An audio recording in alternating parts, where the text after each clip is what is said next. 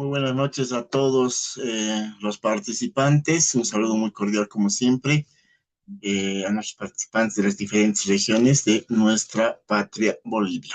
Como siempre es un gusto saludarles a ustedes, quienes habla Gastón Pari, docente, ¿no? Que está trabajando con ustedes lo que es este área modular de lo que son conocimientos generales. Muy bien, vamos a arrancar. Pido mil disculpas, hemos tenido un pequeño percance. Les comento que acá en La Paz se han intensificado un poco los bloqueos en algunos sectores, ¿no? Es por esa situación que está un poquito media complicada, ¿no? Transportarse de uno a otro con absoluta normalidad. ¿Ya? Muy bien, arrancamos entonces. Por favor, me indican a ver cómo me están copiando en el Yoria Velázquez. ¿Cómo está? Muy buenas noches. Ya me indican, por favor, cómo me están copiando. Se están Buenas copiando noches, Eligen. ¿Se le escucha todo bien?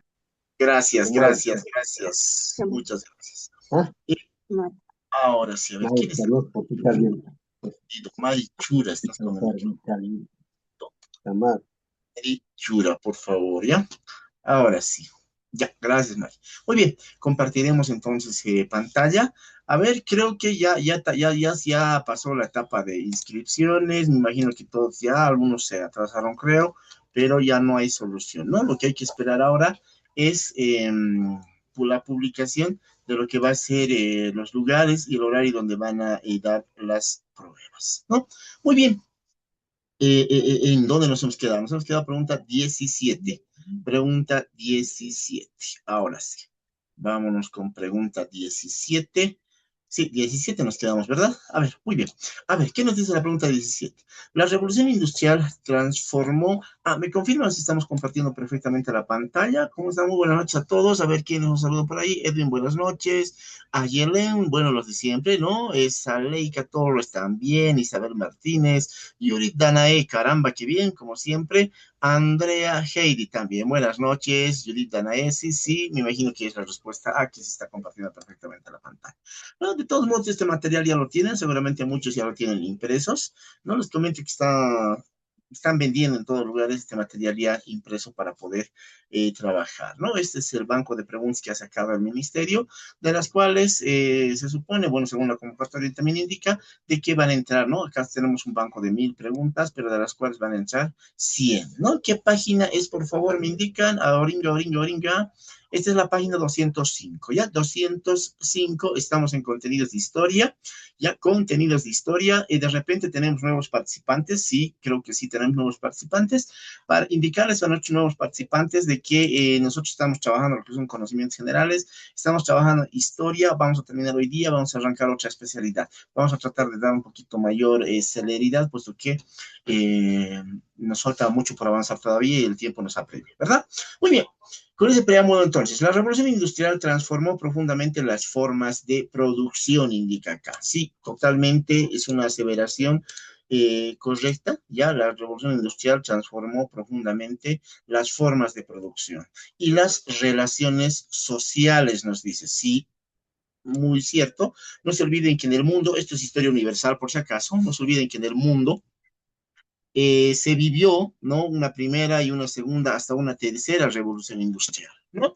¿Qué es la revolución industrial en otras palabras? No es otra cosa que el cambio, ya el cambio de la mano del hombre, o sea, como forma de trabajo, como forma de transformación de muchas cosas, ya por las máquinas. Con la revolución industrial vamos a tener el cambio, ¿no? Vamos a tener el reemplazo, ya, de la mano del hombre por las máquinas, por las distintas máquinas que se han inventado en distintas épocas, ¿no? Esa es la revolución industrial.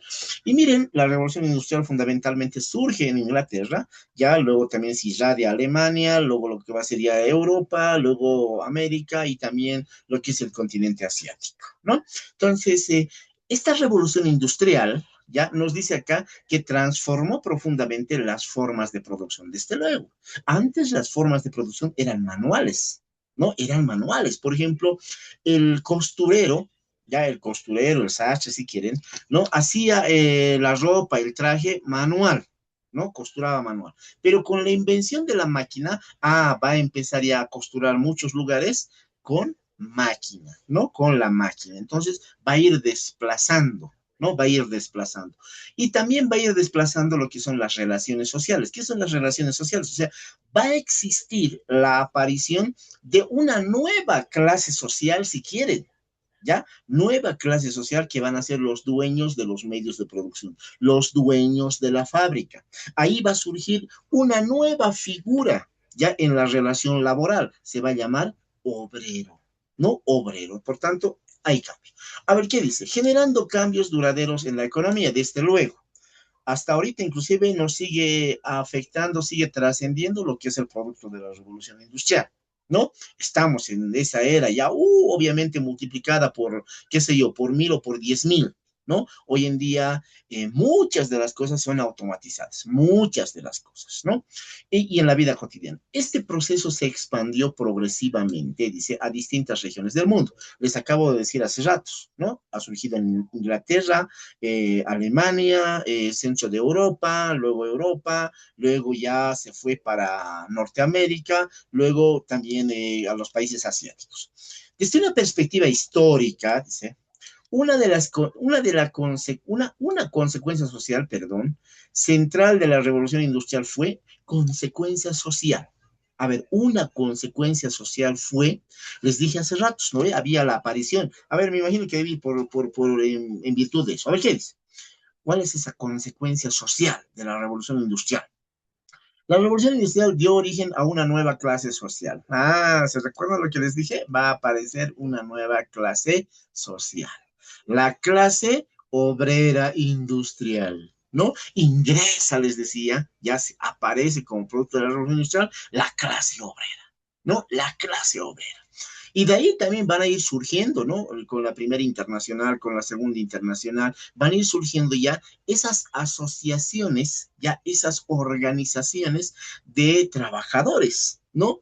Se va a fortalecer más con lo que va a ser la revolución rusa, ya se va a fortalecer más con 1917, y miren, a partir de 1920, 1923, 25, va a llegar ya a Bolivia, ¿no? Esos primeros ¿cómo se puede decir? Unas consecuencias de lo que va a ser el quehacer mundial, va a llegar en Bolivia y por eso a partir del 23 inclusive, 1923 con Bautista Saavedra, vamos a tener ya la experiencia de las primeras organizaciones de trabajadores, ¿ya? Los mineros fundamentalmente. ¿No? Ya, la concentración de trabajadores en fábricas modificó las relaciones laborales y las condiciones de vida. Desde luego, miren, ojo, estas son las consecuencias. Esa es una de las consecuencias sociales, ¿no? El surgimiento de una clase social, la clase obrera, ¿ya? La concentración de trabajadores en fábricas modificó las relaciones laborales y condiciones. Sí, les comento, por ejemplo, durante el feudalismo, durante la Edad Media, la mayoría de la gente vivía en los campos, ya vivía en los lugares dispersos, pero con la revolución industrial, la aparición de la fábrica, esa persona que vivía en el campo va a tener que migrar a la ciudad. Por tanto, las ciudades van a empezar a concentrarse, conglomerarse, ¿no? La gente, el trabajador va a hacer su asentamiento, por eso dice, modificó, ya, bueno, la concentración de trabajadores en fábricas modifica las relaciones laborales y las condiciones de vida. Este proceso generó conflictos, desde luego, ¿no? Sociales y demandas por derechos laborales. Claro, claro, les hablaba el anterior de la famosa obra de Karl Marx, El Capital, donde dice, ¿no? Carlos Marx, ya con Karl Marx dice, en esa relación desigual, asimétrica, ya de lo que es obrero patronal, el patrón, ¿no? El dueño de los medios de producción se va con una buena tajada del trabajo, inclusive se aprovecha de ese trabajo que realiza el obrero. Claro, le da un salario, ¿no? Que es la compensación de su trabajo, pero no le paga lo que realmente le tiene que pagar. Y a eso Carlos Marx dice plusvalía. ¿Lo ven? Por tanto, va a surgir un conflicto, porque no van a ser pagados correctamente, no van a ser pagados justamente los obreros, ¿no? Por tanto, nos va a traer conflictos. A partir de ello surgieron los movimientos obreros y sindicatos, lo que les hablaba hace ratos, ¿no? En el mundo va a surgir, ¿no? Con la primera internacional, con la segunda internacional, van a surgir lo que son los movimientos obreros, ¿no? Y desde luego, Carlos Marx, ¿ya? Conjuntamente Engels, ¿no? Federico Engels, indica, ¿no? Dice, obreros del mundo, unidos, dice, únanse para poder hacer prevalecer sus derechos laborales, ¿no? En función de eso se van uniendo, ¿no? Se van uniendo y se van formando, ya se van formando, van surgiendo estos movimientos obreros y sindicatos. En Bolivia no es casualidad, ya les dije, uno de los primeros sindicatos ha sido los trabajadores mineros de Bolivia, 1923-25. Por lo tanto, el surgimiento del proletariado, ¿no? Una consecuencia clave de este periodo. ¿Qué es el proletariado? ¿Ya? ¿Qué es el proletariado? De acuerdo a Carlos Marx, en su libro El Capital, hace referencia ya al proletariado, a la prole, ya, como esa clase social que no es dueño de los medios de producción. Anótense eso, chicos, anótense eso, de acuerdo a Marx, dice, hay dos clases sociales en este mundo, ¿no? De acuerdo a Marx. Dos, ¿ya? Al menos desde el punto de vista laboral. La primera son los dueños de los medios de producción. ¿Qué son los medios de producción? Las fábricas, qué sé yo, ¿no? La ganadería, ¿no? Los dueños de los medios. Ellos son una clase social, ellos son los jefes, ellos son los patrones, el empresario que hoy en día sería. Y la otra clase, el otro grupo, es el dueño de su fuerza de trabajo. Solo es dueño de su fuerza de trabajo. Y esa clase es la clase obrera, o también hace referencia Marx al proletariado, ¿no? Que es esa clase que vende su fuerza de trabajo, ¿ya? Y siempre va a estar empobrecida. Espero que haya servido, ¿no? Entonces, ¿cuál es la consecuencia? El surgimiento de una clase social. ¿Cuál es otra consecuencia? Es que ha generado conflictos. ¿Por qué razón? Porque han cambiado las relaciones laborales y han cambiado el sistema de vida de ese obrero, ¿no? También ha surgido como consecuencia los movimientos obreros, ¿no? También ha surgido esta clase social llamado proletariado, ¿no? Que Marx introduce esto. Muy bien, vámonos a la siguiente pregunta. A ver, vamos a ver si no hay preguntas por acá. A ver, dicen dos, buenas noches. Arriba el comunismo. Samsung a 50, pero no eres el Pepe, no eres el Pepe que apareció en la anterior. Ya, 18. Durante el proceso independentista en el territorio del Alto Perú, estamos retornando ya de historia universal a lo que es historia nacional. Ya, historia nacional, de historia universal a historia nacional. A ver, ¿qué dice por acá? Durante el proceso de independencia del territorio del Alto Perú, durante la guerra de la independencia, no se olviden, en Bolivia, en el Alto Perú, si quieren, hemos tenido la guerra de la independencia que ha durado 16 años, desde 1809 a 1825. Las batallas, dice, no constituyeron hechos aislados, sí, puede ser ya, sino momentos claves dentro de la lucha prolongada contra el dominio colonial. Ah, ya, ¿qué dice? Las batallas no constituyen, las batallas no han estado al margen, no han estado fuera de lo que es ese proceso de independencia, sino han sido, dice, momentos claves, claro, desde luego, ¿no? Era una guerra que es clave, las batallas, ¿no? Las batallas son claves, ¿no? Entonces acá la afirmación está correcta, dice, no, las batallas no constituyen hechos aislados, más al contrario, son momentos claves de esa lucha prolongada que duró 16 años, recalco. Estas acciones militares se articularon con proyectos políticos emancipadores. Ya habíamos hablado también en las primeras preguntas, ¿no? La guerra de la independencia no ha sido un proceso bélico nomás, sino también ha sido un proyecto político. ¿Por qué? Porque estaba metido, ya, en el entremés estaba metido una idea libertaria, ¿no? Una idea de crear una nueva nación, un nuevo Estado, ¿no? Que va a tener su propio manejo político administrativo. Por tanto, también ha sido un proyecto político lo que es la guerra de la independencia, ¿no? Desde una perspectiva, perdón, desde esta perspectiva, las batallas independentistas en Bolivia fueron importantes. ¿Por qué? A ver, ¿por qué fueron importantes estas batallas independentistas? Muy bien, vamos a borrar esto. Borramos, cliqueamos y nos vamos para arriba. Sustento, la respuesta para el 18. A ver, ¿por qué?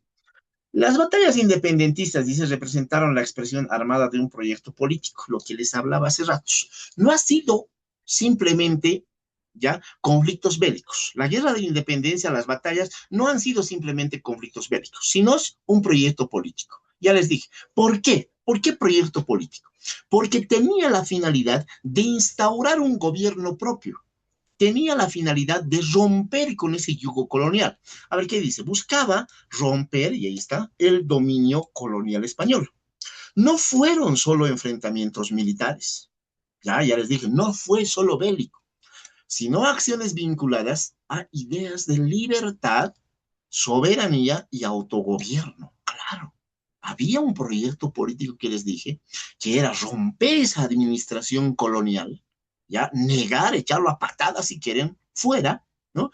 Ya creando en base a lo que son la idea de libertad, soberanía. ¿Qué es la soberanía? Les dije, anótense, esa palabra es clave para entender muchas cosas, soberanía. Anótense, ya les dije, y para nuestros nuevos, tienen en mi clase con su cuadernito de apuntes, ¿ya?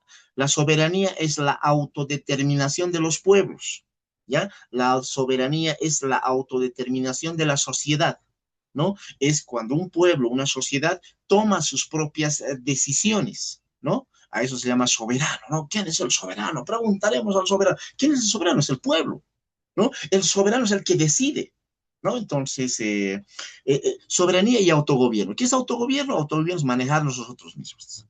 Aunque no eliminaron de inmediato las estructuras coloniales, sí. Les comento que después de que hemos conseguido la libertad, no se han eliminado plenamente las estructuras coloniales. ¿Por qué? Porque muchas cosas de las estructuras coloniales se han quedado.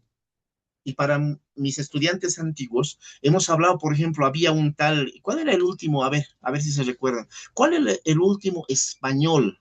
¿Cuál era el último militar realista? Comandante era que no ha querido dejar Bolivia, pero ha sido muerto en la última batalla. ¿Qué se llamaba? A ver, anóteme, por favor, chicos, al chat, por favor. ¿Qué se llamaba ese último jefe realista? ¿Ya? El último jefe realista, les he contado, ¿no? Muere en la última batalla antes de la independencia boliviana, en el mes de abril. A ver, por ahí alguien nos escribió. A ver, ¿dónde está? Casimiro Olañet, no. Estás bien, Delmi, está bien lo de Olañeta, pero no, no era Casimiro el jefe realista, ¿ya? El jefe realista era su tío, ¿no ve?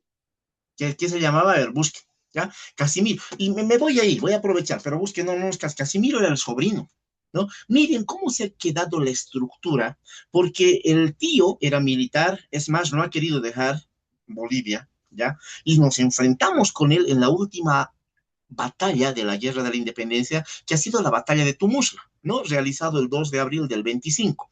Bueno, para algunos historiadores el 1 de abril. Hay una disputa, les comento. Ya inclusive a la luz de los nuevos descubrimientos se sigue todavía, aunque el último libro de historia de Bolivia sacó como primero, ¿no? Pedro Antonio Olañeta, sí, Pedro Antonio Olañeta, bien, Delmi.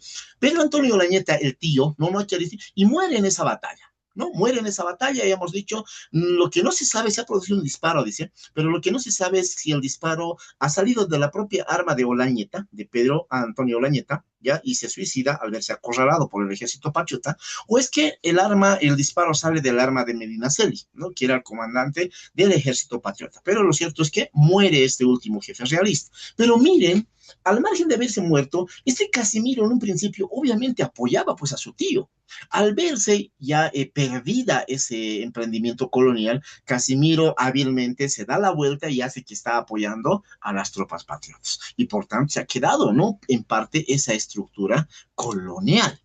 Ya, permitieron, dice, debilitar el poder realista. Estas acciones se articularon con procesos políticos, ya les recalco, así también procesos políticos, y sociales más amplios. Por ello, su importancia radica en su función emancipadora. A ver, desde esa perspectiva, entonces la respuesta. Las batallas de mi país fueron importantes. ¿Por qué? Porque no solo ha sido combate, no solo ha sido conflicto bélico, sino también ha sido un proyecto político que estaba vinculado con ideas de libertad, soberanía, autogobierno, manejarnos nosotros mismos. Ya no era simplemente dar debajo al enemigo y tal, no, sino había un proyecto político por detrás que estaba con esa finalidad de crear un nuevo gobierno. Muy bien, sigamos, sigamos. Pregunta 19. Pregunta 19. Ahora sí. Tras un prolongado periodo de gobiernos militares, esto ya estamos también en historia de Bolivia, ya, historia de Bolivia. Ahorita les voy a compartir, sí, creo que ya les he compartido un dictaduras militares, y de facto que interrumpieron de manera recurrente el orden democrático. Bolivia inició en 1982 un proceso de transición política que marcó un hito en su historia contemporánea. Desde una perspectiva histórica política, ¿cuál fue el significado principal del retorno a la democracia en este contexto? Ya les voy a ilustrar un poquito. A ver, no sé si tengo aquí. A ver, un ratito, deme unos segunditos, ¿ya? Deme unos segunditos. Voy a ver si el material lo tenemos a mano. De todos modos, le compartí a la licenciada para que comparta este material. A ver, ¿dónde está? ¿Dónde está? Materiales, materiales. No, a ver, estos materiales. A ver, denme unos segundos. Historia, Renacimiento, Guerra Mundial, Segunda Guerra Medieval, no está por aquí. Diapositivas usadas. A ver, tendría que estar acá. Tuk, tuk, tuk, tuk, tuk, tuk, tuk. No, tampoco está. Tenía de dictaduras, quería compartirles de dictaduras. Si no encuentro, se los voy a buscar para más adelante. Sin embargo, les voy a dar los datos. Ya, no lo encuentro. No lo encuentro. Ya. Retomemos con esto entonces. Retomemos con esto. ¿Dónde está esto? Ahora sí. Ahora sí, les voy a compartir dónde está el banco de preguntas. Ya. A ver, anótense. Anótense. Para los que son los antiguos, les hemos hablado, ¿no? La historia de Bolivia, desde 1825 hasta la fecha, está dividido en etapas, ¿no? Y les he dado, y están ahí colgados también los materiales de las etapas. Lo que ahorita nos interesa acá, dice, tras un prolongado periodo de gobiernos militares, o sea, la dictadura militar, que se instaura en Bolivia, anótense, en 1964, ya con Barrientos. Se instaura las dictaduras militares en 1964 con René Barrientos Ortuño. Ya inicia ese periodo de dictaduras militares. Estas dictaduras militares ya abarcan en Bolivia hasta 1982. Acá está, ¿ya? Desde el 64 hasta el 82, que son 18 años, ¿ya? Abarca este periodo de dictaduras militares. Dentro de eso está, por ejemplo, García Mesa, está Banzer, Natuch Buch, ¿no ve? Están esos presidentes, algunos muy sanguinarios. Después de esas dictaduras militares, en 1982, ¿ya? Se retorna a la democracia, ¿ya? Se retorna a la democracia, ¿no? Marco Unito dice, ¿no? Desde una perspectiva histórica, se retorna a la democracia, ¿no? Y retornamos a la democracia con Hernán Siles Suazo, ya definitivamente, para ser exactos, el 10 de octubre de 1982, Bolivia retorna a la democracia hasta la fecha. Esta les he dado el materialcito, también les he compartido de presidentes democráticos, ya les he compartido, ¿no? Ahora, ¿qué nos dice acá? Dice, desde una perspectiva histórica, política, ¿cuál fue el significado principal del retorno a la democracia? ¿Ya? ¿Cuál fue ese significado de retornar a la democracia? A ver, les explicamos. ¿Dónde está? ¿Dónde está? Ahora sí, está acá. Ya.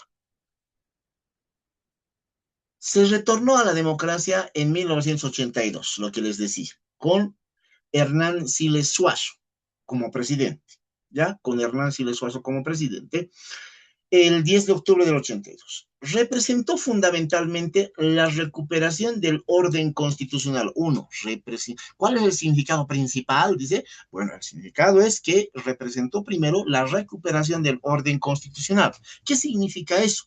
Que va a primar la constitución, que el presidente va a gobernar 4 años, luego va a convocar a elecciones y se tiene que dar lugar al presidente o al candidato que va a ganar esas elecciones. Ese es el orden constitucional, lo cual no ocurría durante las dictaduras. No ocurría. ¿Por qué? Porque la gente, los presidentes entraban de facto, por la fuerza, usando, detentando las tropas militares. ¿No? Así han entrado Banzer por golpe de Estado, así entró Natuch Buch, así entró García Mesa, ¿no? Así manejaron los presidentes.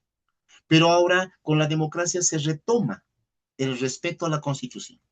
Y la transición es lo que hemos vivido ahora. Hemos experimentado este año un proceso democrático, un proceso transitorio democrático. ¿Lo ve? ¿Qué me da? En agosto se convoca elecciones, salen 2 ganadores, de acuerdo a la Constitución dice, no, hay que ir a segunda vuelta, en octubre nos vamos a segunda vuelta y nos da un ganador. ¿No ve? Rodrigo Paz Pereira, que ha sido posesionado democráticamente, conforme a protocolos y conforme a lo que nos manda la Constitución, el 8 de noviembre de este año. Ese es el respeto a la Constitución. Y eso es uno de los significados principales, dice, de retornar a la democracia, la recuperación del orden constitucional. ¿Y qué más? Y la restitución de la institucionalidad democrática tras casi 2 décadas ininterrumpidas de interrupciones autoritarias. Eso es el gobierno de facto. ¿No? Casi 2 décadas, 18 años para ser exactos, les dije. 18 años Bolivia ha vivido dictaduras militares, donde no se respetaba la democracia, no se respetaba el orden constitucional, pero ahora se respeta. Este proceso, dice, permitió restablecer el funcionamiento regular de los órganos de Estado. Claro, cuando prima el orden constitucional, se tiene que respetar a la primacía del funcionamiento de los órganos del Estado. Si quieren poderes, antes se llamaba poderes, el legislativo, el judicial, el ejecutivo, el electoral ahora, ¿no? Porque durante la dictadura lo han cerrado el Parlamento. ¿Para qué quieres Parlamento? Porque te va a estorbar. Durante la dictadura son pues decretos leyes la que manda, ¿no? Decreto ley se llama. Con eso mandaba el presidente. Me estará valiendo el Parlamento.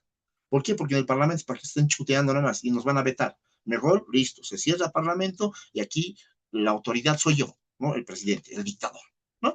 La vigencia de la Constitución, el respeto a los derechos, libertades fundamentales, así como la participación política a través de elecciones libres. Claro, el retorno a la democracia ha significado todo eso. Miren, varias cosas significó.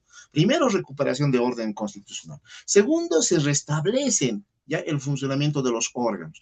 Hay respeto a los derechos y libertades fundamentales, lo cual no ocurría en democracia. Por ejemplo, en dictadura. En dictadura era pues prohibido, o sea, se rompía, se violaba, no se respetaba, por ejemplo, el derecho a la libre expresión. No podías expresarte libremente. Ya te expresabas en contra del presidente, ya estaban ahí con problemas, ¿no? La participación. Sin embargo, dice, el retorno democrático no implicó la eliminación automática de los conflictos sociales. Sí, no implicó. Pues han continuado esos conflictos sociales, inclusive como consecuencia de la hiperinflación más todavía, ni la superación inmediata de la crisis económica heredado del periodo militar. Les comento, el 82 empieza pues una crisis económica en Bolivia a raíz de una escalada inflacionaria. Bolivia ha vivido una de las peores, ¿no? Y mayores experiencias inflacionarias entre el 82, 83, 84, 85. Ya les dije, por esa razón tuvo que renunciar Siles Suazo un año antes de terminar su mandato, ¿ya?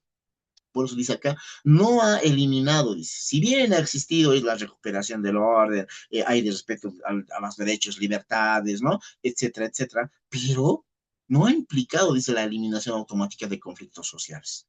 ¿No? Ha seguido la crisis económica heredada del periodo militar, ha seguido, ¿no? Por el contrario, dice, la democracia se instauró en un contexto de fuertes tensiones sociales, inflación, lo que ya les dije, debilidad institucional, lo que evidencia en su principal significado histórico radicó en la reconstrucción del marco político jurídico del Estado, condición indispensable para encarar posteriormente los desafíos económicos y sociales. Bueno, si bien te han traído nuevas cosas, pero muchas cosas han seguido latentes, es lo que nos quiere decir. Muy bien, vámonos a pregunta 20, la última pregunta de historia. Sí, porque ya no hay más, ¿no? Listo. Pregunta 20, última pregunta de historia. Ya. En el marco de las transformaciones educativas, ya es un pasado ya casi inmediato, ya, en el marco de las transformaciones educativas, impulsadas durante la década del 90, ya, el Estado boliviano implementó en 1994 una reforma orientada, ya, les hablaré de esta reforma. 1994, Ley 1565. Anótense, 1994, Ley 1565, la Ley de Reforma Educativa. ¿Ya? Ley de Reforma Educativa, durante la primera presidencia de Gonzalo Sánchez de Lozada Bustamante. Ya se promulga la Ley de Reforma Educativa. Esta Ley de Reforma Educativa, ya dice, estaba orientada a responder a las características sociales, culturales, lingüísticas del país. ¿Ya? O sea, tenía una finalidad, ¿no? Estaba orientada, dice, a responder a esas características. Por ejemplo, en 94 se incorpora plenamente lo que es la educación intercultural bilingüe, a eso se refiere, ya anótense, educación intercultural bilingüe. Han surgido las famosas EIB, ¿no? ¿Qué es la EIB? Es la educación intercultural bilingüe. Desde una perspectiva histórica educativa, ahora sí la pregunta, ¿cuál fue el eje central que estructuró esta reforma y redefinió el enfoque del sistema educativo nacional? ¿Cuál será ese eje central? Ahorita vamos a ver. ¿Ya? Pero ya les he puesto en contexto, ¿no? ¿En qué año, qué ley, durante qué presidente sale esa ley de reforma educativa? A ver, sustento. La reforma educativa de 54, perdón, del 94 incorporó como eje central el reconocimiento a la diversidad cultural y lingüística del país. El eje central va a ser ese, el reconocimiento de la diversidad cultural lingüística del país.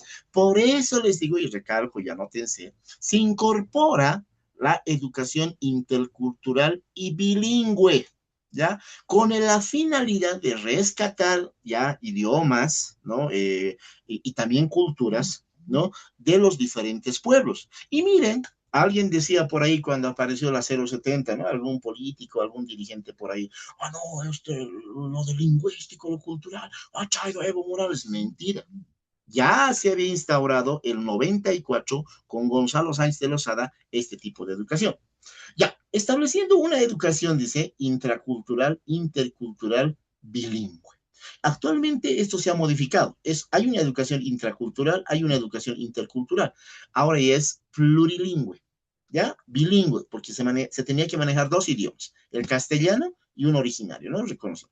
Pero ahora es plurilingüe porque se ha incorporado el inglés, ¿no? Como fundamento del sistema educativo. Este enfoque, la educación intercultural bilingüe, queridos participantes, este enfoque buscó superar los modelos homogenizantes que habían invisibilizado a las naciones y pueblo indígena originarios. ¿Qué significa esto, modelos homogenizantes? O sea, modelos que trataban a todos por igual, habían invisibilizado, o sea, no los han distinguido a los pueblos, o sea, los han tratado por igual, ¿no? Los han homogenizado, pero sin embargo están ahí. Por eso se incorpora la educación intercultural bilingüe para poder, en cierto modo, favorecer a los pueblos indígenas originarios campesinos, promoviendo el uso y la valoración de las lenguas originarias junto al castellano, así como el respeto a las identidades culturales. La reforma planteó una educación más pertinente al contexto social y cultural de los estudiantes, orientada a fortalecer la inclusión, la equidad y el diálogo entre culturas, ¿no? El diálogo entre culturas es la interculturalidad, ¿no? Saber convivir con el otro, saber coexistir con el otro. En este sentido, el eje intercultural, ya la respuesta, ¿no? ¿Cuál era el eje? El eje era la interculturalidad asociada a la educación intercultural y bilingüe, ya les dije, ¿no? A la EIB, asociada a la diversidad cultural y lingüística. No solo implicó un cambio curricular, sino una redefinición del sentido de la educación, como espacio de reconocimiento de la pluralidad y la construcción de cohesión social en el Estado boliviano. Bastante interesante. Muy bien, con esto hemos terminado las 20 preguntas de historia. ¿Ya? ¿Hay alguna pregunta? A ver, vamos a ver por acá. Todo tranquilito. Muy bien. Una pausita de un minuto. Nos vamos a entrar a geografía. ¿Ya? Vamos a entrarnos a geografía. Tenemos que volar, puesto que nuestro contenido es bastante ampuloso nomás. Geografía, ¿en qué página está? 186, si no me equivoco. 186. Vámonos a la página 186. Nos vamos a la página 186, mis queridos participantes. Vamos a trabajar con geografía. ¿Ya? Hemos indicado conmigo, vamos a trabajar, les dije, ¿dónde está 186? Vamos a trabajar ya las materias de conocimientos generales, a excepción de, les dije, de matemática, física y química, porque no es mi área, ¿ya? A excepción de eso, conmigo vamos a trabajar el resto de las áreas. Estoy invitado también, vamos a tener una invitada especial, ¿ya? Vamos a trabajar para que trabajemos con más criterio. Vamos a tener una invitada especial para biología. Ya tenemos sorpresitas, ya les voy a decir qué día. Me temo que va a ser el domingo. Ya, domingo, no se pierdan la clase de biología, preguntas de biología. ¿no? Las 20 preguntas que va a ser desarrollada por un invitado especial eh, en el área, ¿no? Ya, vamos con geografía. A ver, ¿qué dice por ahí? ¿Hay alguna preguntita por ahí? Lick, hoy en día, en verdad, ¿qué dice? A ver, Lick, hoy en día, en verdad, se reconoce 37 lenguas. 37 lenguas. ¿Cómo? A ver, ¿a qué se refiere? Hoy día se reconoce. Claro, pues son idiomas, no son lenguas. Una cosa es lengua, otra cosa es idioma, por si acaso, ¿ya? Dice una pregunta, ¿y a qué hora será el día domingo el taller con el profesor de biología? Listen, por favor, En nuestro a la horario, respuesta directa si puede, para que sea más rápido. perdón, a ver, no lo escuché. Adelante, adelante. A ver, no lo escuché, perdón. A ver, la sugerencia, la respuesta, me decían. A ver, por favor. Listen, una consulta sobre las preguntas, no sé si lo puede hacer más rápido, así avanzamos, como que vaya directo más la respuesta. A ver, me encantaría. Les comento, a ver, ya les dije para nuestros antiguos participantes, todo esto es la respuesta. Todo esto es la respuesta. Ya, todo esto es la respuesta. El detalle, a ver, no se confunda. Yo no les he venido a dar respuestas. ¿Por qué? ¿Ya? ¿Por qué? Porque ese día, el día del examen, las respuestas van a estar en función a esto. Ya van a estar en función a esto. Y miren, ¿por qué les están dando? Eso también les he aconsejado. ¿Por qué les están dando estos insumos? Es que les van a pescar. Ya, les van a pescar y les van a confundir. A ver, especialmente en conocimiento general, les doy mi cabeza que las respuestas van a ser así de grandes, ¿ya? No sé, bueno, alguna vez no sé si les ha tocado trabajar, por ejemplo, mm, preguntas libro abierto, examen libro abierto. Ahí las preguntas son complicadas. Y esto es parecido a un examen libro abierto, porque ya les hemos dado las preguntas. ¿Dónde les vamos a pescar? Les vamos a pescar en el texto que se va a realizar. Entonces, para eso usted tiene que tener bien acá en la cabecita el contexto. No es tanto acá la respuesta es 12, la respuesta es 20. No, sino lo que les estoy dando los insumos es para que ustedes comprendan a cabalidad, ¿ya? El contexto y ese día se recuerden y digan, no, esto ha hablado el licenciado, ha dicho es el 82 la democracia, no, aquí está la respuesta. Les aseguro, ya, les aseguro. Me encantaría volar, la verdad me encantaría volar, pero vamos a estar con tiempo, no se preocupe, ¿ya? Disciplina de geografía. Lice, por favor, no lo haga volando, explíquele el contexto, porque la verdad, yo voy ya 3 años dando el examen y a veces siempre es bueno saber, porque el gobierno nunca se sabe de qué parte se va a agarrar de la historia y puede meter cualquier cosa, porque aquí está hablando casi una historia pequeña, no está hablando todo y usted está hablando todo el contexto y cualquiera de esa parte de toda la historia puede sacar también el gobierno esa pregunta. Ya, Sí, gracias. Listen. Muchas gracias. Geografía, pregunta uno. Desde la perspectiva de la geografía regional sudamericana, ya, ojo, a ver, vayamos, concepto de geografía. Concepto en función a las palabras etimológicas, así a secas, geografía viene de dos voces griegas, ¿no? Geo, tierra, grapos, estudio o tratado de la tierra. Sería un concepto básico y mucho que hemos aprendido bajo ese concepto, pero hoy en día la geografía ya es algo más compleja. ¿Ya? El término geografía implica muchos aspectos más, ¿ya?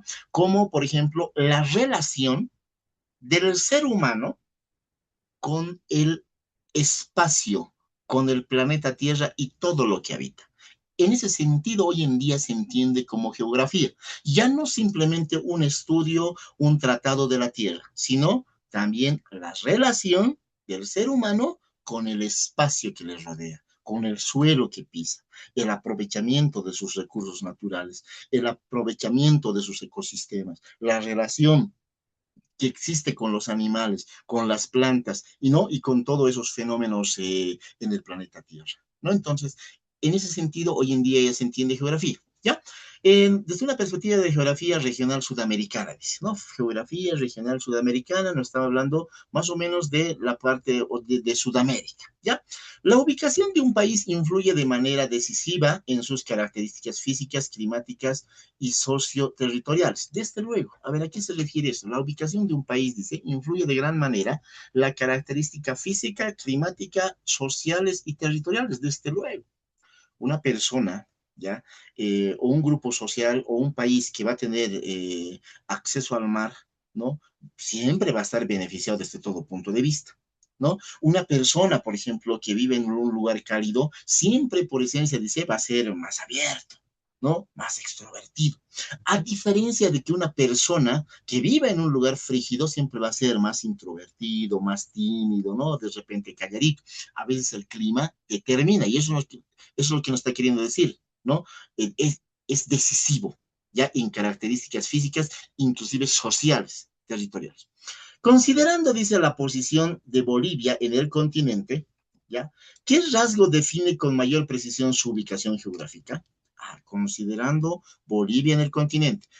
Si citamos a Bolivia en el continente, nosotros estamos en el corazón de Sudamérica, al medio. Y ya les he hablado cuando estábamos hablando de historia, ¿no? Les dije que esa posición podemos aprovechar, ¿no? La posición de estar en el centro sería una posición geopolítica bastante interesante, pero también a la vez trae su contra. ¿Por qué? Porque no tenemos salida al mar, ¿no? Si nos estamos enclaustrados, ¿no? A ver, sustento, ¿cuál va a ser la respuesta? ¿Qué rasgo define?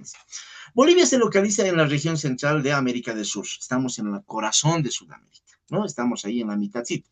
Lo que permite, dice, articular espacios geográficos de transición entre los Andes, Amazonía y el Chaco. O sea, tenemos una bonita posición, dice, desde el punto de vista de la geografía, una bonita posición. ¿Por qué? Porque tenemos distintos pisos ecológicos. Desde la parte andina, acá, ¿no? La Paz, Oruro, Potosí, ¿no? Donde pasa la cordillera de los Andes, se divide en dos, en cordillera occidental y cordillera oriental, aprovechando esos espacios acá del altiplano, ¿ya? Pasando, dice, a la Amazonía, aquí se ha olvidado de los Chacos, perdón, no del Chaco, sino de los valles, pasando la Amazonía, inclusive el Chaco, que son territorios o terrenos con características muy peculiares. O sea, tenemos una diversidad geográfica, ¿ya? Esta ubicación continental, dice, explica su diversidad. Bueno, así como vamos a tener una diversidad geográfica, eso también se va a traducir en una diversidad climática. Acá el clima bordea los 10 grados, 14, 15 grados, llegan al momento más caluroso, pero caramba, en un invierno llega hasta los -5, -10, inclusive -18 o -20, ¿no? A ver, gente de Uyuni, ¿cuánto llega? Uyuni en mes de junio, ¿no? Llega a temperaturas menos. O sea, hay una diversidad climática, una diversidad ecológica y cultural, así como su condición de país mediterráneo, lo que les decía, ¿no? Sería una de de los rasgos que define nuestra ubicación geográfica, ¿no? Al estar enclaustrado, el estar sin salida al mar, con múltiples conexiones fronterizas. La centralidad geográfica no implica homogeneidad. ¿Qué significa eso? El hecho de estar ahí en el mérito no es que todo es igualito aquí, sino hay una variación, hay una diversidad, y ya les he explicado, parte andina, valles, Amazonía, Chaco. Clima frío, más o menos, climas de 30, 40, Chaco, 40, ¿no? Entonces, ya, ¿dónde está homogeneidad? Sino una compleja interacción de regiones naturales y humanas. Entonces, esas son, ya, los rasgos que definen. Existe diversidad, estamos en el medio, existe diversidad, tenemos una variación, ¿ya? También otra de las características es la mediterraneidad, no tenemos salida al mar, ¿no? Tenemos distintas conexiones fronterizas, ¿no? Pero ya dice ahí, ¿no? No nos implica homogeneidad, sino una compleja interacción en regiones. Vamos, pregunta 2. Pregunta 2. En la organización territorial de los estados, ¿ya? Organización territorial de los estados tienen distintas formas de organización territorial. En el caso de Bolivia, la organización territorial del estado es a través de departamentos, ¿no ve? Departamentos, provincias, secciones, cantones. Esa es la organización política administrativa de Bolivia. Ya. La división política administrativa, ya dice, cumple un rol fundamental para la gestión pública. Desde luego que sí. Imagínense si no estarían divididos, como hemos, ¿no? En departamentos, en provincias, en secciones, en cantones. Sería compleja la administración. ¿Qué tipo de autoridad vamos a poner? ¿No ve? Ahorita, al tener una división político-administrativa bastante interesante, en lo que ya les he mencionado, se van a notar ya, chicos, departamento, eso se nota. ¿Qué tipo de autoridad pondríamos? Por ejemplo, ahorita tenemos autoridades. A ver, al chat, por favor. ¿Qué tipo de autoridad maneja un departamento? ¿Qué tipo de autoridad maneja un departamento?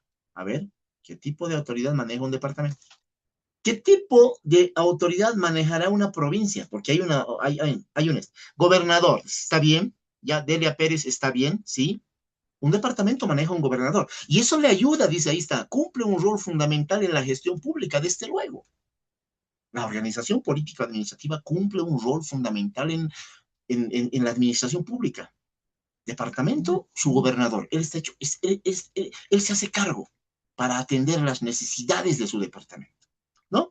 A ver, ¿qué autoridad maneja provincia? Provincia. Delia Pérez, a ver, ¿qué dice? Provincia, departamento, gobernador, municipio, alcalde, está bien. El municipio, por si acaso, es una sección. Cada sección municipal es un municipio, ¿ya? Ahora, la provincia, ¿quién manejará? Provincia, un alcalde. No, no, Mario, provincia no maneja un alcalde. El alcalde maneja un municipio, o en otras palabras, una sección, ¿ya? La provincia, alcaldía dice no, Ruth, no, no, anótense. Noelia, distrito, dice no. Ahí está, Abigail, bien, subgobernador. Cada provincia tiene su subgobernador y esa es la autoridad que se preocupa de su provincia. Y este subgobernador va a coordinar con los municipios, porque en cada provincia van a existir por lo menos más de 2 municipios. ¿Ya? En cada provincia van a existir por lo menos más de 2 municipios. A ver, si no, yo les invito a repasar. Ingresen a ver ahí provincia, qué sé yo, provincia tantos y cuántos municipios tiene. ¿Lo ven? Entonces, ese subgobernador va a coordinar con esos alcaldes, ¿ya? O alcaldesas de esas. Mailco dice, no, el Mailco no forma parte de la división de la autoridad política administrativa. El Mailco es otro tipo de autoridad. El Mailco representa a un manejo del indígena originario, ¿ya? Son 8 tipos de organizaciones, ¿ya? 8 tipos de organizaciones, ¿ya? Desde el enfoque geográfico, ¿cuál es su finalidad principal? Dice, a ver, la división político-administrativa organiza el territorio en unidades como departamentos, provincias, municipios. Ahí está, lo que les he hablado. Con el propósito de facilitar la administración estatal. Les he explicado ahorita, ¿no?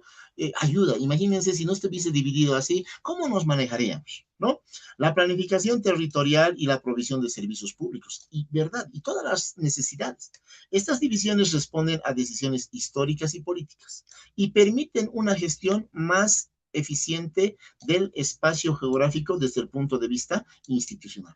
Por tanto, es importante, ya es vital en la división político-administrativa, ya desde el punto de vista geográfico, porque va asociada, ¿no? Va asociada a ese manejo de la gestión pública. ¿Por qué? Porque a cada división territorial le vamos a asignar una autoridad. Ya les he puesto ejemplo. Departamento, gobernador. Provincia, subgobernador. Sección, que es igual a municipio, le damos su alcaldía. El cantón, ya en provincias, el cantón está a cargo de un subalcalde, ya un subalcalde, ¿no? Entonces, ya son entes colaborativos y gracias a esa división trabajan de esa manera para cumplir, dice, ¿no? La provisión de servicios y otras necesidades, facilita la administración estatal, etcétera, etcétera. Pregunta 3. La configuración del relieve sudamericano. ¿Qué es el relieve? Para que entendamos, ¿qué es el relieve? El relieve terrestre, ¿ya? O relieve, son las deformaciones, anótense si quieren, son las deformaciones que presenta el planeta Tierra. El relieve son las deformaciones que presenta el planeta Tierra. Estas deformaciones pueden ser gracias a la obra humana o pueden ser gracias ya a lo que es la propia naturaleza, ¿no? Gracias a lo que es diastrofismo orogénico, se llama así, y diastrofismo epirogénico. Ya son dos cosas que manejan el relieve, ¿no? Las deformidades, gracias a un volcán, gracias a un río, ¿no ve? Gracias a un terremoto, ¿no? Se ha producido una cadena volcánica, ¿no? Ese es el relieve. El relieve terrestre son pues los cerros, las montañas, las grietas, el río, ¿no? La planicie, la loma, ¿no? La meseta. Ese es el relieve. Relieve sudamericano, no se refiere a esas deformaciones que presenta Sudamérica. Es el resultado de un proceso geológico de larga duración, ¿no? Ahí está lo que se llama diastrofismo orogénico, ¿ya? Eso es gracias al movimiento de las cadenas montañosas, dice, ¿no? Procesos geológicos de larga duración. ¿Se entiende esta parte, no? Proceso geológico, o sea, antes la Tierra no era así, ¿no? Pero como la Tierra era inestable, como adentro de la Tierra, del planeta Tierra, existe el magma, existe el núcleo, lo cual produce a veces que haya terremotos, los terremotos tsunami, o produce que haya volcanes. Eso cambia la estructura terrestre. ¿Ve? Ya, en este contexto dice, el proceso físico, no, perdón, ¿qué proceso físico explica la formación de la cordillera de los Andes? Para que se ubiquen mejor, la cordillera de los Andes es una cadena montañosa, ¿ya? Es una cadena montañosa que nace en lo que es la parte norte del continente y termina en la parte sur, ¿no? Y esa cadena montañosa atraviesa Bolivia, ¿no? Bolivia tiene su participación en esa cordillera de los Andes, solo que ya no es una sola cadena, sino en Bolivia se divide, al entrar a Bolivia, en el nudo de Vilcanota, ya se divide esa cordillera de los Andes en dos, la occidental y la oriental, ¿no? Y se vuelve a unir, ya al salir Bolivia, qué curiosidad, ¿no? Se vuelve a unir casi al salir de Bolivia en lo que es el volcán Licancabur, ¿no? Ahí se vuelve a unir. Ya. Sustento. A ver, ¿qué proceso físico explica eso? Vamos. Sustento. La formación de la cordillera de los Andes se explica a partir de la teoría de la tectónica de las placas, lo que les dije hace ratos. ¿Qué es la teoría tectónica de las placas? Esta teoría tectónica de las placas nos dice que nuestro planeta Tierra está formado por capas tectónicas, son capas, no es un solo compuesto. Son varios compuestos, ¿no? Hay la capa de Nazca, la capa del Pacífico, ¿no? Y estas capas están en constante movimiento, ¿ya? Existe desplazamiento, existe superposición, ¿no? El movimiento de estas capas son los que producen o bien terremotos y como consecuencia tsunamis, si es que se dan dentro del mar, o bien movimientos volcánicos, ¿no? Activaciones volcánicas. Ya. Según la cual dice, bueno, se explica la formación de la cordillera de los Andes, se explica a través de la tectónica de las placas, según la cual la superficie terrestre está constituida por grandes placas litosféricas en constante movimiento, lo que les acabo de decir, chicos. En el margen occidental de América del Sur, ahí está, la placa de Nazca, de origen oceánico y mayor densidad, converge y se introduce por debajo de la placa sudamericana, ¿no? Converge y se introduce, ¿no? Hay una sobreposición de la placa sudamericana sobre la placa de Nazca, de carácter continental. Es un proceso denominado subducción, este proceso que se hace, ¿no? Subducción.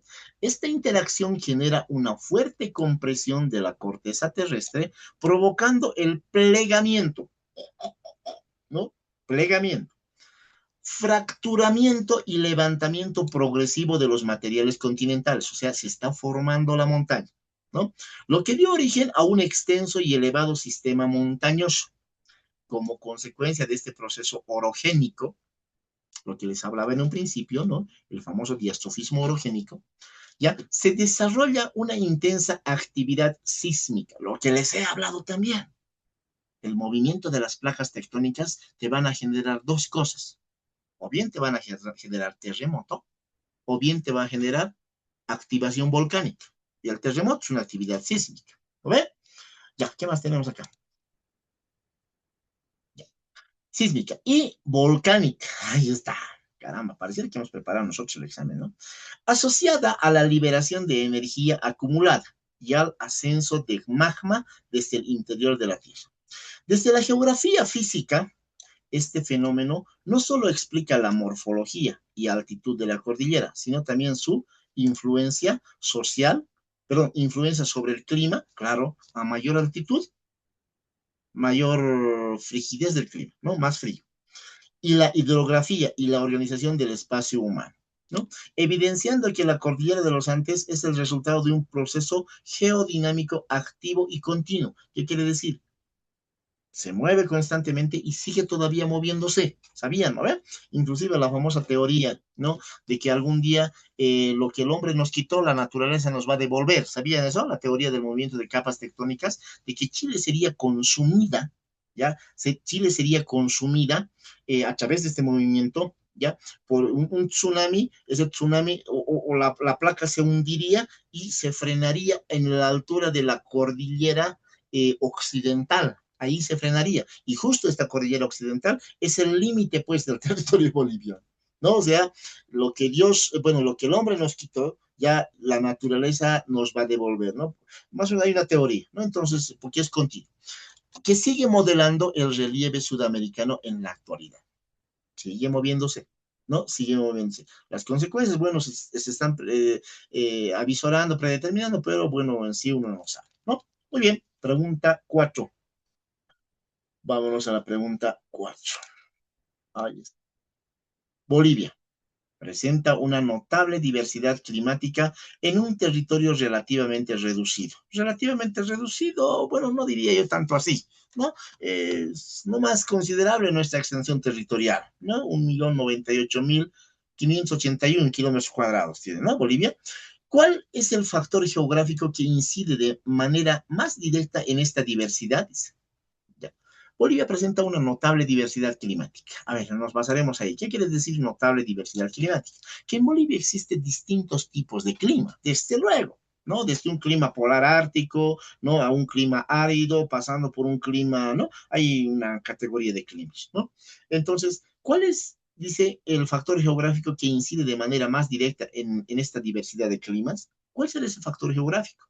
Lo que hemos hablado, ¿se recuerdan la pregunta 1? Creo que era, ¿no? Que había una diversidad, dicen, ¿no ve? Tenemos montañas, va a ir la respuesta por ahí. A ver, la diversidad climática de Bolivia se explica fundamentalmente por la altitud.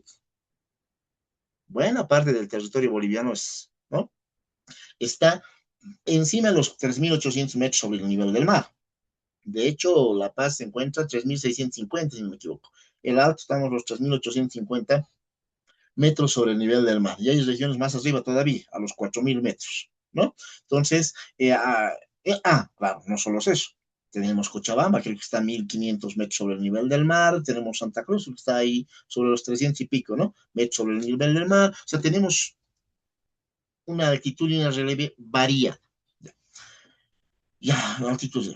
Factores geográficos que influyen de manera directa en la temperatura y la distribución de las precipitaciones. Desde luego, pues, el hecho de que haya altitud, el hecho de que el terreno sea diverso, va a determinar en el clima. A mayor altitud, mayor frigidez, más frío. A mayor bajura, lo llamaremos así, mayor temperatura, mayor calidez, más cálido, ¿no? De acuerdo con los principios de climatología geográfica, a medida que aumenta la altitud, disminuye la temperatura, lo que les acabo de decir, generando diferencias térmicas significativas incluso en distancias relativamente cortas. Sí. En este marco, el relieve boliviano, caracterizado por la presencia del altiplano, el altiplano es una región que está en medio de esas dos cordilleras, por si acaso, ¿no? Ya les dije hace rato, la cordillera de los Andes, que inicia solo uno, al ingresar a Bolivia, en el nudo de Vilcanota se divide en dos, cordillera occidental en cordillera oriental, ¿no? Y al finalizar Bolivia, ya en el volcán Licancabur, ¿no? Se vuelve a unir y deja ahí una planicie elevada más o menos entre 3.800 a 4.000 metros sobre el nivel del mar, ¿ya? A esa planicie se le denomina el altiplano boliviano, ¿no? Bueno, compartimos también con Perú una parte del altiplano. Los valles interandinos y las extensas llanuras orientales, ¿no? Los valles interandinos son ya del altiplano pasando la cordillera, ¿no? Ya las regiones de ingreso a lo que va a ser la Amazonía, ¿no? Da lugar a una formación de distintos pisos climáticos y ecológicos que permiten la coexistencia de climas fríos en las zonas altas, templados en la zona de los valles y cálidos en las regiones bajas, ¿no? Estas variaciones altitudinales no solo condicionan el clima, sino también la vegetación, desde luego. Aquí, altiplano, clima frío, ¿crecerá la palmera? No puedes. ¿Lo ves? No, ¿no? Aquí, a lo mucho que tenemos la yareta, la paja brava, ¿no? Y algunas leñas por ahí. Pero en cambio, mientras más cálido se vuelve, mayor es la vegetación, ¿no? Mayor es la vegetación. A quienes han viajado de un lugar al otro es interesante. De acá a viajar, caramba, yo les digo a nuestros participantes, quienes no conocen, por ejemplo, de acá hay un camino a los Yungas, se llama Caranavi, ¿no? Ahí puedes observar. Te vas yendo por el altiplano, ves, pasas, asciendes a la cordillera oriental, ¿no? Vas, clima frígido, poco a poco vas ingresando ya sobre los valles mesotérmicos y vas ingresando a esa región de los Yungas. Y si te vas ingresando más allá, más todavía, ¿no? Llegas hasta la Amazonía. Sistemas productivos, ¿no? También cambian, dicen, los sistemas productivos. Ya les dije, no es lo mismo aquí en el altiplano, difícil pues, que sembremos arroz y ¿no? Yuca, ¿no? Difícil. A lo mucho que aquí hay papa, ¿no? Quinoa, cebada, ¿no? Ahí. Pero en cambio, en los diferentes lugares hay mucho más cosas, ¿no? Formas de ocupación humana. Acá normalmente es medio abandonada porque no hay sistemas de vida, no hay formas de vida, sobrevivencia, ¿no? Entonces, por tanto, el altiplano siempre va a ser abandonado. En cambio, ya los lugares donde hay mayor producción, siempre es mayor poblado, ¿no? Configurando la elevada diversidad ambiental que distingue al país y explica la multiplicidad de paisajes, variado el paisaje, y actividades económicas desarrolladas en su espacio geográfico. En otras palabras, eh, el hecho de que haya diferentes climas, el hecho de que sea variado, implica bastante en muchas cosas, ¿no? Dice asentamientos humanos, producción, actividades que se desarrollan, etcétera, etcétera. Vámonos a la pregunta número 5. Pregunta número 5. Ya. Los paisajes naturales están en constante transformación. Paisajes naturales están en constante transformación debido a diversos procesos geomorfológicos, ¿ya? Están cambiando, dice, ¿no? Debido a procesos geomorfológicos, ¿no? Ya puede ser diastrofismo orogénico o diastrofismo epirogénico, ¿ya?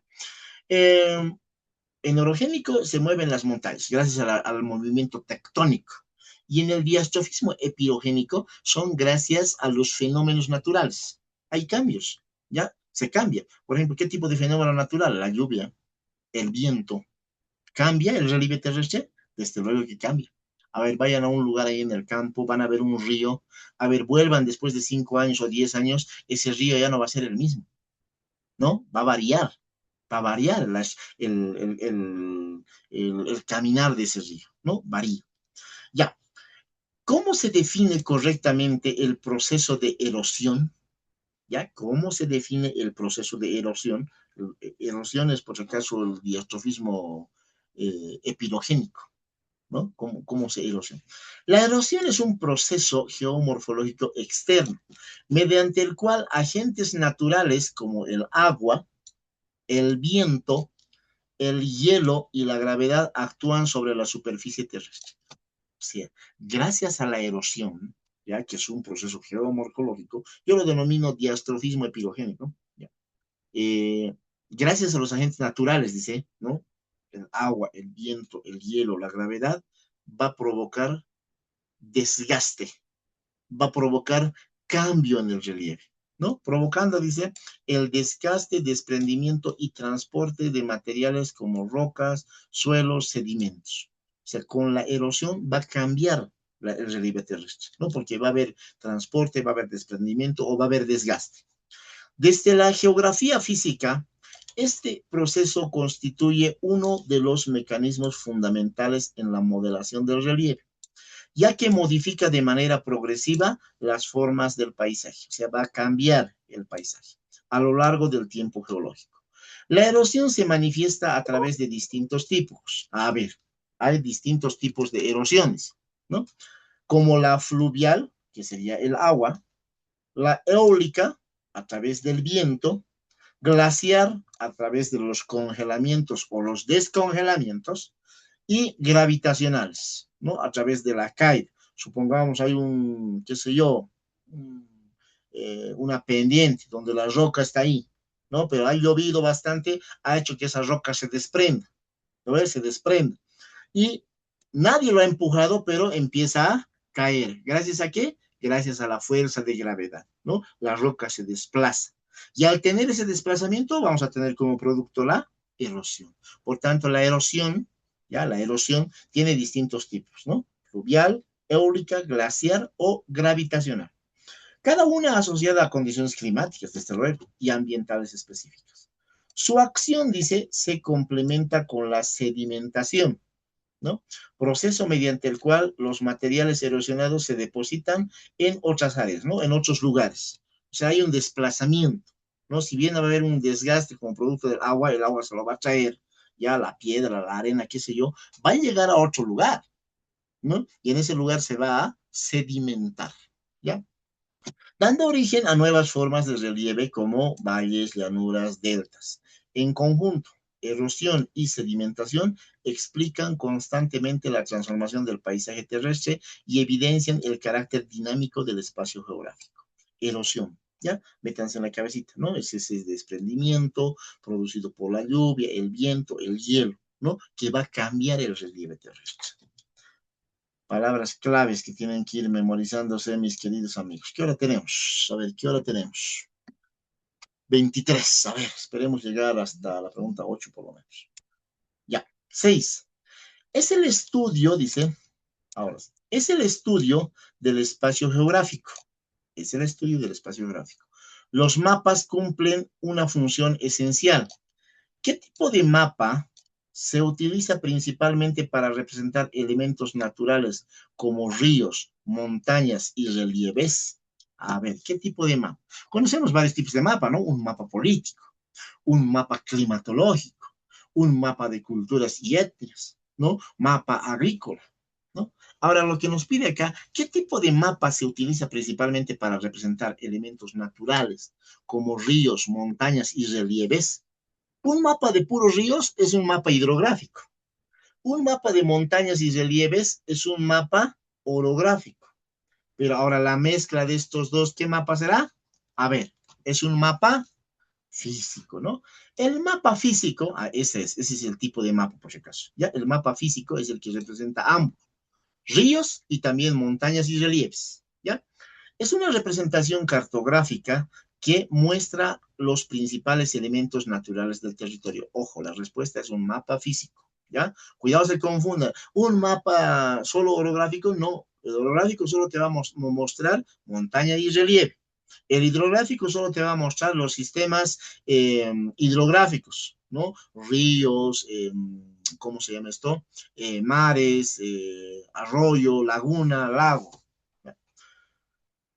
Como sistemas montañosos, dice, llanuras, mesetas, ríos, lagos y otras formas del relieve, usando colores, símbolos y gradaciones altitudinales convencionales. No sé si se han fijado ya mapa físico. A ver, podemos buscar ahorita un mapa físico. A ver, vamos a buscar dónde está. A ver, buscaremos mapa físico.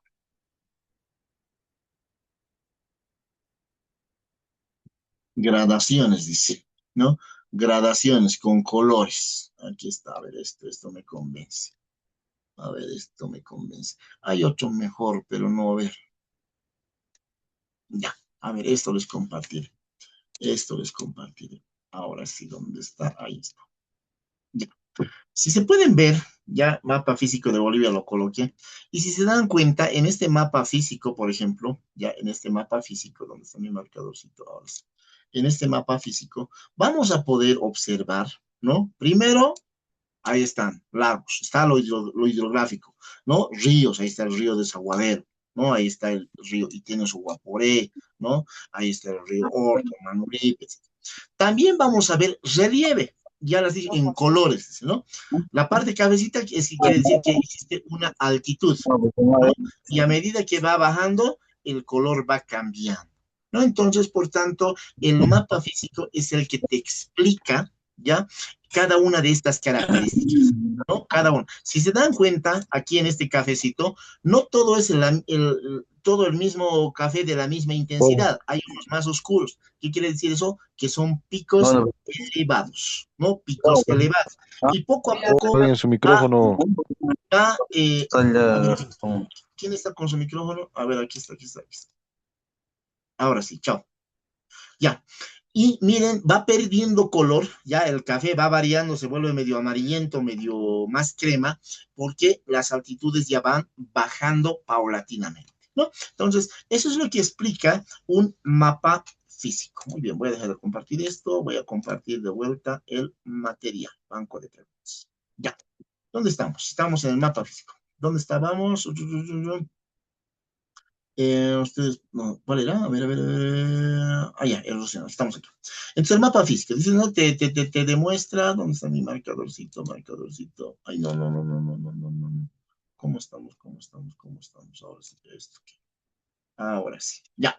Quiero anotar, ahora sí quiero anotar. ¿Dónde está para anotar? Ahora sí. Ya, les decía, demuestro, ¿no? Desde la geografía física, dice, este tipo de mapa permite analizar la estructura natural del espacio geográfico, facilitando la comprensión de cómo el relieve, la hidrografía y las características del terreno condicionan el clima, ¿no? La disponibilidad de los recursos, las posibilidades de ocupación de su territorio. Su uso, el uso del mapa, resulta fundamental para interpretar la localización de los asentamientos humanos, ¿no? A mayor altitud, a ver, supongamos una cumbre a los 5.000 metros, ¿habrá muchas personas que vivieran ahí? No creo, ¿no? Salvo que exista tal vez una actividad económica, una mina podría ser, ¿no? Por tanto, va a ser reducida, ¿no? En lugares donde no hay acceso del agua, por ejemplo, ¿se explicará la presencia humana así densa? No creo, porque el agua es vital para poder subsistir. No va a haber. Por tanto, los asentamientos humanos van a estar, ¿no? Cerca donde exista agua, por ejemplo, o cerca donde exista actividades económicas. A ver, ejemplo, hay una mina de oro. La gente, ¿habrá una población cerca de esa mina de oro? Desde luego que sí. ¿Por qué? Porque los trabajadores van a necesitar un lugar donde vivir, los trabajadores van a necesitar un lugar donde comer, no van a necesitar una tienda. Por tanto, la actividad económica automáticamente se reproduce, ¿no? De acuerdo al lugar, de acuerdo a las riquezas, etcétera, etcétera.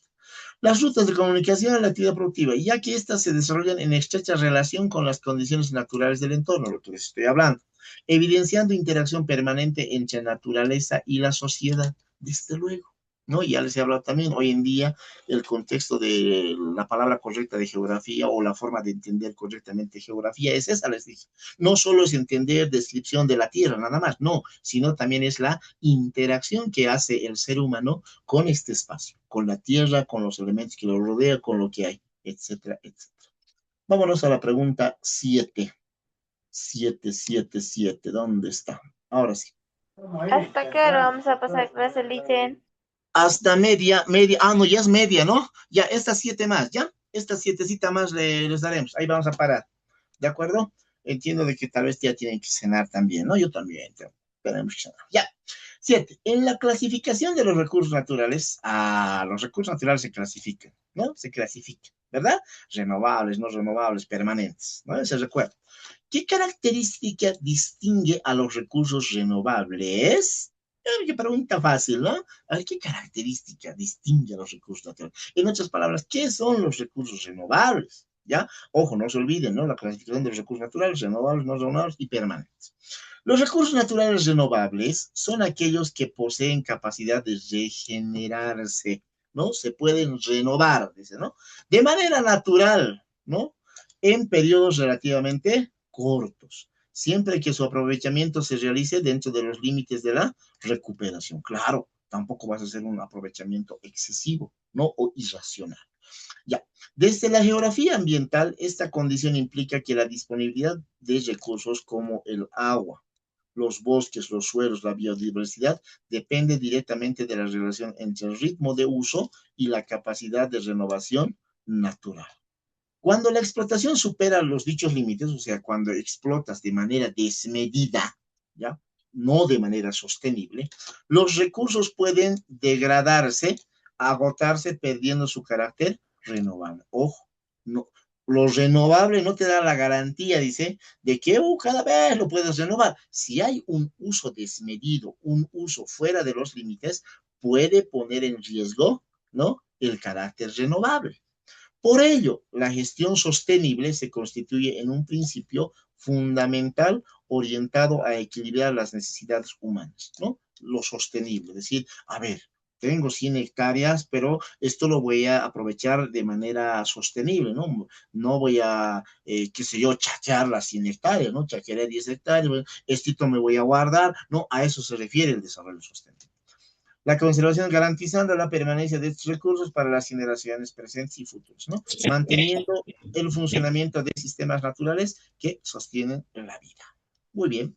Ahí quedaremos, ya vamos a quedar en geografía, pregunta 7, estaríamos Dios mediante, a ver, salvo que pacte con gerencia, a ver, otro horario, vamos a ver en qué horario también podemos salir, vamos a estar conversando. ¿Ya? ¿Alguna pregunta respecto a sus inscripciones, al proceso de inscripciones, queridos participantes? ¿Alguna pregunta que tengan? No creo, ¿verdad? Ahora sí. Ya. Adelante, adelante. Cuando salga donde nos va a tocar el examen, ustedes nos irán a informar. ¿O Perdón, no le escuché a Angie. Dicen, soy Tucumán. Cuando salga, por ejemplo, el lugar donde vamos a ir a dar el examen, ustedes nos van a informar eso quería preguntarle, porfa. Sí, vamos a estar informando. Ya vamos a estar informando, no se preocupe, a medida que vayan saliendo novedades, les vamos a estar informando. ¿Ya? Listo. Una pregunta, yo ya me imprimí el formulario, ahora, ¿qué procede después de eso? Por el momento nada, ya no ha salido en la disposición, aunque alguna que otra normal ha pedido que le entreguen, ¿no ve? La FINOT creo que ha pedido. Pero después nada, solo hay que esperar algún comunicado, ¿no? Hay que guardarlo nomás tu formulario impreso. De acuerdo a la convocatoria, lo tienes que presentar el día del examen. Dice, ¿no ve? ¿Qué dice? Formulario impreso, tu carnet de identidad y tu boleta de depósito bancario en original. Eso es lo que tienes que presentar para dar tu examen. Así que atentos nomás, hay que estar aguardando nomás. Entonces, la normal Enrique no pidió documento. Listen. Perdón. Sí, lo escucho lejano, pero adelante. Dicen en la convocatoria había una parte donde decía que a partir del 5 al 9 de enero iba a salir los requisitos para matriculación, ¿sí? Sí, decía, pero hasta el momento nada, ¿no? No hay nada. Esa parte también ya les habíamos explicado, ¿no? No confundir el proceso de admisión con el proceso de matriculación. De acuerdo a lo que se entiende, el proceso de matriculación es cuando ya son admitidos en la normal, ¿no? Ya cuando ya, están en esa lista de admitidos, ¿ya? No voy a decir aprobados porque es otra cosa que les dije, están en esa lista de admitidos, para ellos corresponde la matriculación. Entonces, de repente ha habido un error, o tal saldrá el día de mañana, ¿no? Esa lista de requisitos. Listen, ¿el examen irá a ser de acuerdo al número de carnet o de acuerdo a los apellidos? La verdad no sé, desconozco, no quiero especular. Yo pienso que va a ser de acuerdo a apellidos o de plano los van a mezclar de repente, ¿no? De plano los van a mezclar. La verdad puedo especular, no sé bajo qué lógica lo manejarán, ¿no? No sé bajo qué lógica lo manejarán. Una consulta, entonces, como usted dijo que en la Enrique no pidieron papeles, o sea, ¿sabe eso más o menos? Que no tengo nada entendido. Sí, hemos comentado, ¿no? Ha sacado un comunicado indicando de que presenten, paguen para un folder, ¿no? Les he comentado de que paguen para un folder. No sé hasta qué punto ha sido imprescindible, a ver, tal vez algún participante que ha tenido la experiencia nos puede comentar, ¿no? Tenía conocimiento de eso, de que había sacado un comunicado, depositen 10 bolivianos y compren el folder y presenten ahí, ¿no? Su formulario, su vouchercito y su fotocopia de carnet de identidad, creo, ¿no? Eso. Ya, Lisa. Listo, listo, mis queridos participantes. Eso va a ser todo por hoy. Estamos, Dios mediante, el día domingo. El día sábado estamos con, ¿qué se llama esto? Habilidades socioemocionales. Saludos, que tengan muy buenas noches. Muchas gracias, Lice. Buenas noches. Buenas noches, Lisa.